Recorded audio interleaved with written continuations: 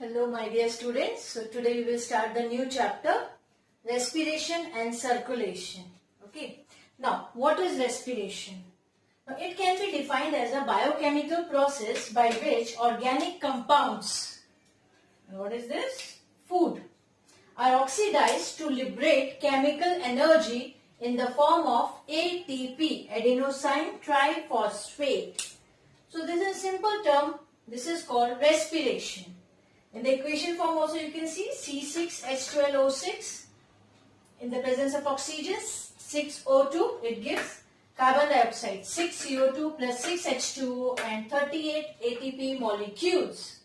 Okay, now respiratory organs supply oxygen and remove water and carbon dioxide. As blood transport the gases from the respiratory organs to the tissue cells and vice versa. So this is the function of respiratory organs. Now there are few common features of respiratory organ, or we can say the essential features or characteristics of the respiratory organ. Now what are those? They have larger surface area to get enough oxygen. So larger surface area for the exchange of gases. Second one, they are thin walled for easy diffusion of gases and substances. Third one, they have rich supply of blood for transporting the respiratory gases. What are the respiratory gases? Carbon dioxide and oxygen. Okay.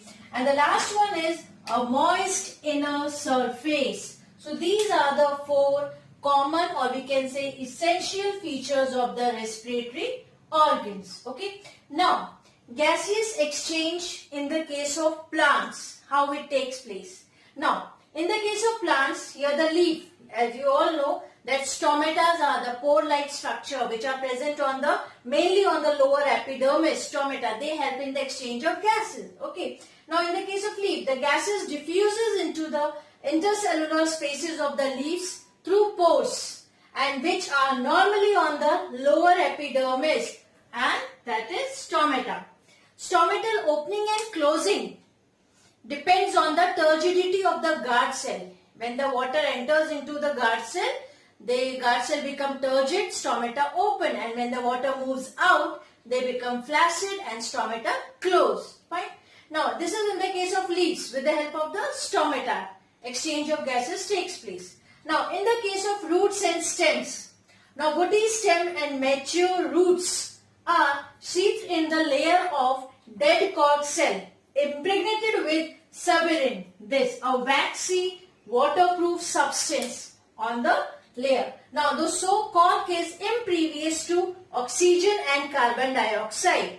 Now what happens if they are impervious to oxygen and carbon dioxide? Then how they will do exchange of gases?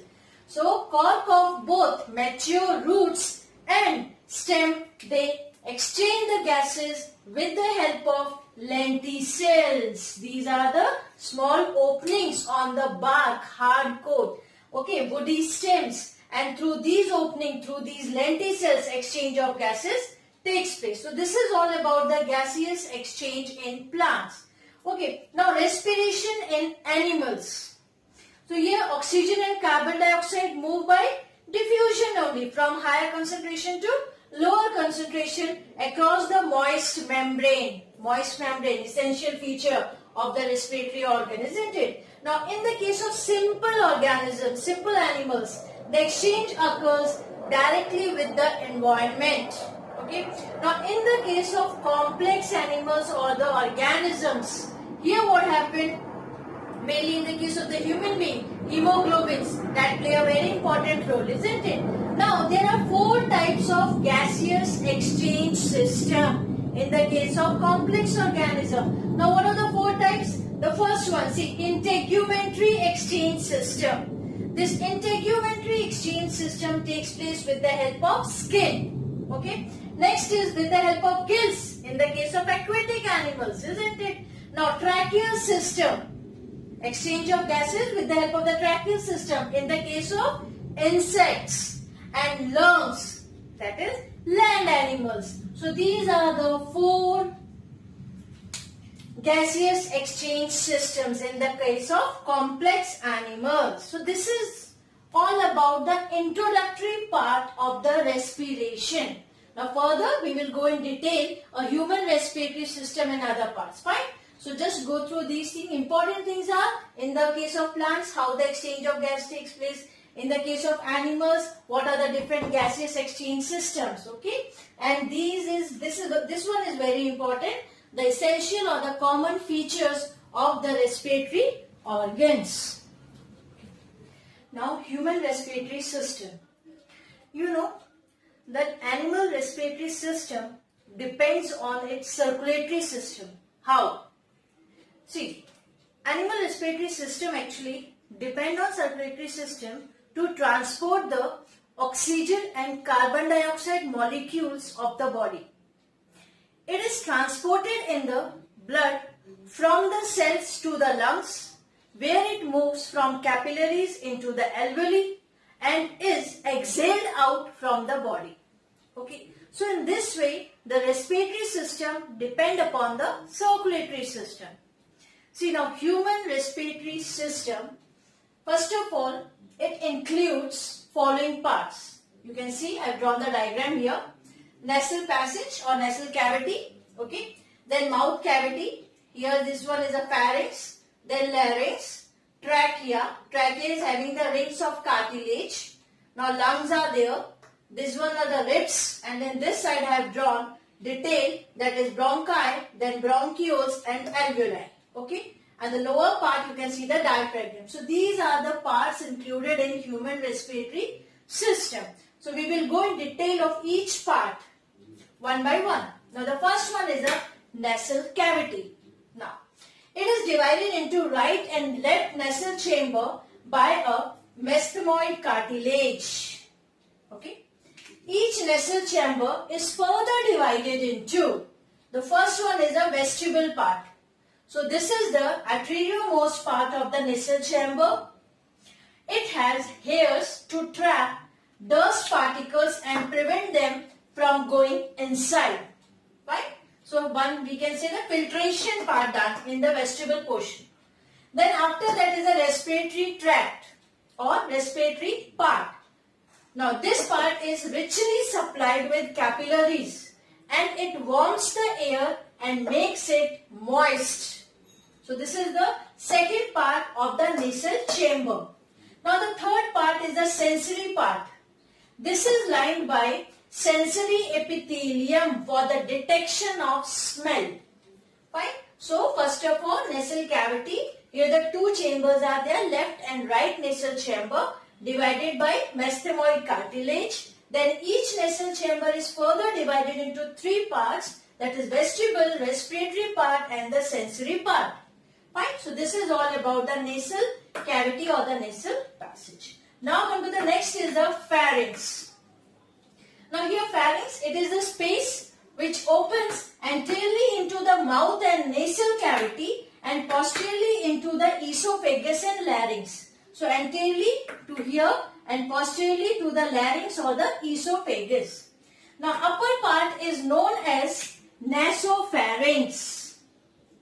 Okay, upper part of pharynx is known as nasopharynx and lower part is known as laryngopharynx. Now tonsils are also present in this pharynx region here.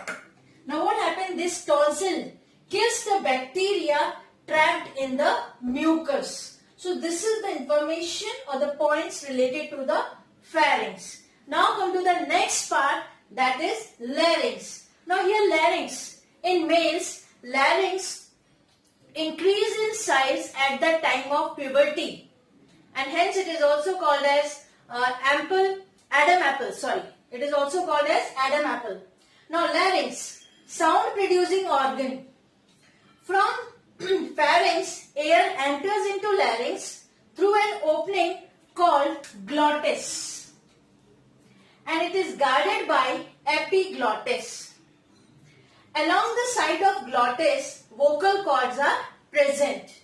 So this is all about the larynx, sound producing organ. Okay.